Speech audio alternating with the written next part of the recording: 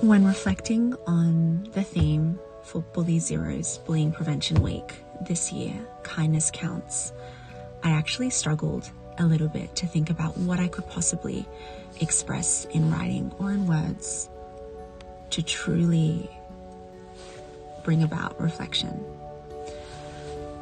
I feel like kindness often has a bit of a stereotypical cliche notion that surrounds it, and sometimes it can be something that's very much seen and sought and public. Often I see Instagram videos of people going out and doing really kind things, but something doesn't always sit right with me in the fact that, it's very public. So when I was reflecting deeper on what kindness truly is, I started to think about the really ugly things in life. I thought about perhaps someone's most vulnerable, darkest secret, and how often when it comes out, if it comes out, it's perceived extremely negatively by people around that person. We see it in the media all the time. When something comes out, people are so quick to judge and so quick to say horrible things. When we find out something about someone else that isn't favorable, emotions and feelings that come up for us as individuals would be things like disgust and anger. If we can understand that those emotions and feelings are there to try and protect us, then we have a stronger grasp on them. We can work alongside them rather than them taking over us and over our reactions. Because if someone was to be open about their most vulnerable secret, or if it was just to come out and we were to respond in a way that,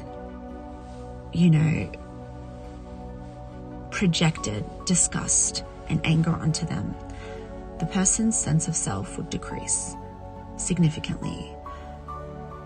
And that is how we continue a cycle of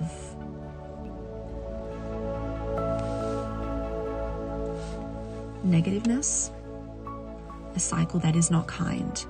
Too often I hear people say, well, I don't talk to these people because my parents don't talk to these people, so.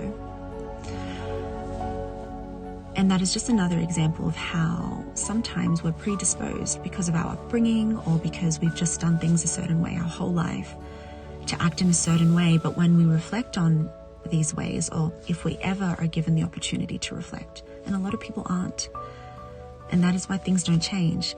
But if they do reflect, they often have this opportunity to examine whether or not this behavior is intentional, whether or not it aligns with their values, whether or not it's kind. The other day, someone was speaking to me and they don't have children. I do.